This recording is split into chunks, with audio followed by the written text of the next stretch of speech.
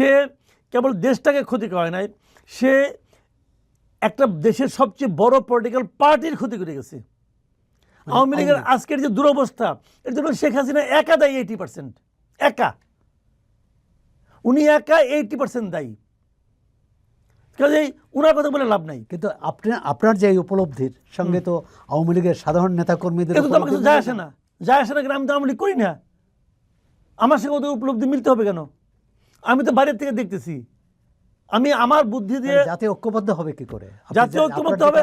ঐক্যমত্য যেটা আকাঙ্ক্ষা, আমার আকাঙ্ক্ষা হলো যে ভাই আওয়ামী লীগ আলাদা একটা রাজনীতি করবে, বিএনপি একটা রাজনীতি করবে, জামাত একটা রাজনীতি করবে, সব ঠিক, কিন্তু বাংলাদেশটা এক। এই বাংলাদেশের আমরা সবাই নাগরিক, আমরা দেশটাকে অগ্রসর করব, দেশটার সামনের দিকে অগ্রসর হবে।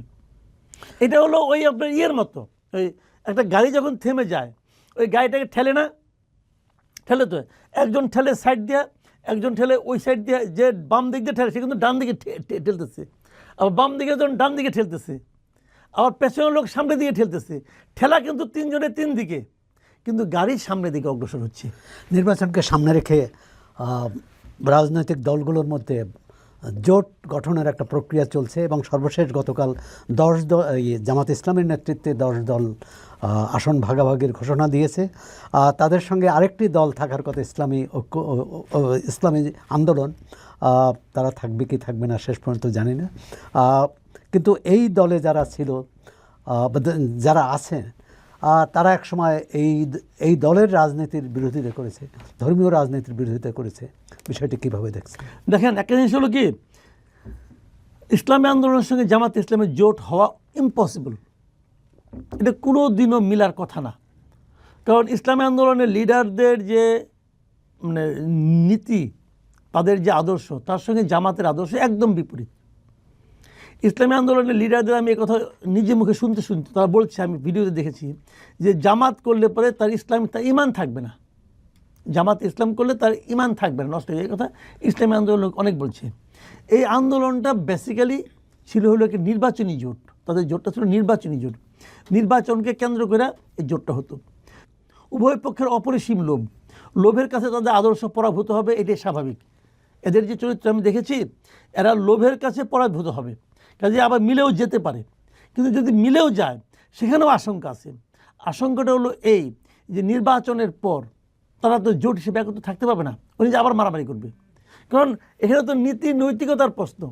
শুনেন, গণতন্ত্রে ভিন্ন মত থাকতে পারে, গণতন্ত্রে এই দল এরকম বলবে, ওই দল এরকম বলবে, আমি কিছু ছাড় দিব, তুমি কিছু ছাড় দাও, এইভাবে গণতন্ত্র চলতে পারে। কিন্তু ধর্মে কিন্তু ভাই এটা হয় না। জামাত ইসলামকে ওয়াহাবিবাদী ধারার রাজনৈতিক দল হিসেবে চিহ্নিত করা হয় এবং এক ধরনের কট্টরপন্থা রাজনৈতিক দল। কিন্তু তারা তো এবারে এই ইসলামী দলগুলোর বাইরে জাতীয় নাগরিক পার্টি, লিবারেল ডেমোক্রেটিক পার্টির মতো দলকে নিতে পেরেছে। এটি কি তাদের রাজনৈতিক সাফল্য বলে মনে করেন? নিতে পারে নাই, বরঞ্চ আমি বলি যে একাধিক চরিত্রহীন ব্যক্তি এক জায়গায় হয়েছে, একাধিক আদর্শহীন ব্যক্তি এক জায়গায় হয়েছে, একাধিক আদর্শহীন দল এক জায়গায় হয়েছে। এদের কারো কোনো আদর্শ নাই এবং আতঙ্কের বিষয়। যাদের বিরুদ্ধে লড়াই করার জন্য এই জোট গঠন করেছে, তারা কি আদর্শবান? আমি ওরা আদর্শবান বলছি না, ওটা ওদেরকে আদর্শবান বলছি, ওই আলোচনা হচ্ছে না। আলোচনা হচ্ছে এখানে যারা মিলছে। দেখেন, এই লোকগুলো দুদিন আগে পরস্পরের বিরুদ্ধে কথা বলছে, হঠাৎ করে এমপি হওয়ার লোভে একত্র হয়ে গেছে। যদি এমপি হতে না পারে আবার ঝগড়া করবে, যদি এমপি হতে পারে তারপরেও ঝগড়া করবে। তারা এমপি হওয়ার লোভে তারা বেসিক্যালি সাধারণ ভোটারদেরকে প্রতারণা করতেছে। অলি আহমেদ বলেন আপনি, অলি আহমেদ এর সঙ্গে যুক্ত হওয়ার আগে তার ইহকালে কোনোদিন সে জামাতের কোনো কর্মকাণ্ডের প্রশংসা করছে? আরে অলি আহমেদের রাজনীতি তো শেষ করে দিয়েছে জামাত। অলি আহমেদের যে রাজনীতি, সেটা তো শাহজাহান চৌধুরী শেষ করে দিয়েছে। এবং তখন জোটের মধ্যে সে দুই জায়গায় দাঁড়াবে, এক জায়গায় সে দাঁড়াবে, এক জায়গায় তার বউ দাঁড়াবে, এটা নিয়ে তো তার সঙ্গে বিএনপি ঝামেলা। তাহলে সে তো বিএনপি বড় নেতা ছিল রে ভাই, সে তো এই 11 বয়সে ওদের সঙ্গে গেছে। তিনি কেন বুড়া বয়সে যদি একটা এমপি হইতে পারি, আর কিছু না, এতে তো লোভ তো অন্তহীন। কিন্তু জুলাই অভ্যুত্থানের যারা নেতৃত্ব দিয়েছে অথবা জুলাই যোদ্ধা হিসেবে পরিচিত এনসিপি কেন জামাতের সঙ্গে? এনসিপি তো সবসময় সবাই বলতো এই যে আমাদের এই যে ফজলুর রহমান ভাই বলতো না মাঝে মাঝে, অ্যাডভোকেট ফজলুর রহমান বিএনপির, যে এনসিপির বলতো যে এরা তো জামাত, এরা তো আলবা ধরা জায়গার পোলাপান বলতো, কিন্তু ওনার বলার ভঙ্গিটা তোমার অন্যরকম ছিল, কিন্তু উনি তো সত্য কথা বলছেন, উনি তো দার্শনিক আমার কাছে, আমার মনে হয়, কারণ উনি যেটা বলছে ওটাই তো প্রমাণ হয়েছে। কেমন আমি বলি, আমি কিন্তু এনসিপি, এবি পার্টি এবং জামাত এই তিনটার ঐক্যটাকে কিন্তু আমি নির্বাচনী ঐক্য মনে করি না। আমি মনে করি এটা হলো আদর্শিক ঐক্য, মানে ওদের আদর্শ একটাই। এবং গতকালকে দেখলাম নাহিদ ইসলাম বলতেছেন, উনিও স্বীকার করছেন যে আমাদের এটা হলো আদর্শিক ঐক্য। তো এই দুটো এক হবে, দুইজন আলাদা আলাদা ছিল, এক ঘরে আবার আসছে। কিন্তু এর আগে বিএনপি যখন জামাতের সাথে ঐক্য করেছে তখন কিন্তু বিএনপির নেতারা বলছেন তাদের কৌশলগত ঐক্য। কৌশলগত ঐক্য ছিল, ওটা আদর্শিক ঐক্য ছিল না তো, ওটা তো আদর্শিক ঐক্য ছিল, ওটা ছিল কৌশলগত নির্বাচনী ঐক্য। আওয়ামী লীগকে হারাতে হবে, আওয়ামী লীগ এবং বিএনপির পার্থক্য ছিল হয়তো মনে করুন 2% ভোট। জামাতে যদি 3% ভোট হয়, জামাতে ভোট আমি নিলাম, তাহলে আমি 1% বেড়ে গেলাম। জামাতে যদি 7% ভোট হয়, ওইটা আমি নিলাম, আমি তাহলে বাইরে গেলাম 4% ভোট। হিসাব তো এটাই। এই জন্য ওরা নিয়েছে জামাতকে, ওরা নিয়েছে জাতীয় পার্টিকে, ওটা তো ভোটের হিসাবের জন্য। রাজনৈতিক দলগুলোর নীতি আদর্শ নিয়ে আমরা কথা বললাম, জোট ভাঙ্গা করা, কিন্তু নির্বাচনের যে প্রস্তুতি, নির্বাচনের যে পরিবেশ থাকা দরকার সেটা কতটা আছে, বা সরকারের প্রস্তুতি? দেখেন, এটা একটা জটিল প্রশ্ন। জটিল প্রশ্ন এই কারণে যে, যেমন ধরেন আমরা সাধারণত বলি যে আইন শৃঙ্খলা পরিস্থিতি ভালো না, পুলিশের পারফরমেন্স ভালো না, এগুলো আমরা বলি, এবং আগামী দিনে এইরকমই খারাপই থাকবে। পুলিশের তো দরকারই হয় না যদি নির্বাচনী মাঠে কোনো সংঘাত না হয়, যদি মানুষ শান্তিপূর্ণভাবে ভোট দিতে যায়, দলগুলো যদি আচরণবিধি মেনে চলে, তাহলে তো পুলিশের কোনো দরকার হয় না। তো এখন এই দলগুলো নিজেদের মধ্যে আচরণবিধি মানবে কিনা, ভাঙবে কিনা, বড় বড় কঠিন। অনেকগুলি ফ্যাক্টর এখানে কাজ করে। যেমন বিভিন্ন জায়গায় আচরণবিধি লঙ্ঘনের অভিযোগ এসেছে। এটা বিচ্ছিন্ন, এত বড় দেশে দুই একটা আসতেই পারে, এটা কোনো ব্যাপার না, এটা বিচ্ছিন্ন হয় অনেক সময়। তবে এখানে যে জিনিসটা হচ্ছে কি, যে যদি তারা মনে করে যে না আমরা একটু হলেই জিতবো, আমাদের যদি কেউ ইন্টারন্যাশনালি আচরণবিধি ভঙ্গ করে, তখন কি হবে, এটা বড় বড় কঠিন। তবে আবার পুলিশের সঙ্গে ইতিবাচক দিক হলো যে সারা দেশে মিলিটারি থাকবে, আর সেনাবাহিনী থাকলে সেনাবাহিনীর ভূমিকা কী হবে, এটাও কিন্তু আমরা কনফার্ম না। কারণ এখনও তো মানে আপনার রাস্তায় সেনাবাহিনী আছে, এবং তারা ম্যাজিস্ট্রেসি পাওয়ার নিয়েই আছে।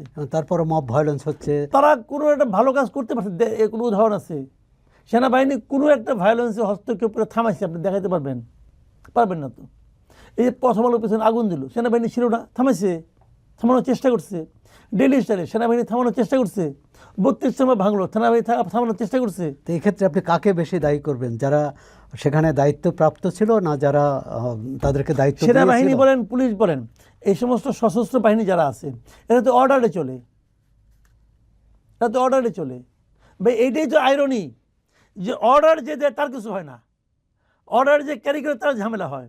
এদেশে গুলির জন্য পুলিশের যাবজ্জীবন হবে, মৃত্যুদণ্ড হবে, কিন্তু অর্ডার যে দিছে, কে দিছে অর্ডার? পুলিশকে দিছে ওসি, ওসিকে এসপি, এসপিকে ডিআইজি, ডিআইজিকে শেষ পর্যন্ত যে গেছে কোথায় আইজি।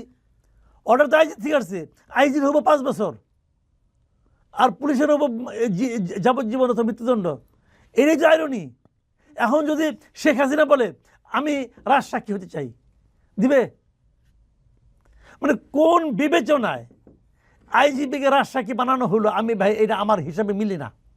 কোন বিবেচনায়? ভাই সেই তো মেইন ক্রিমিনাল।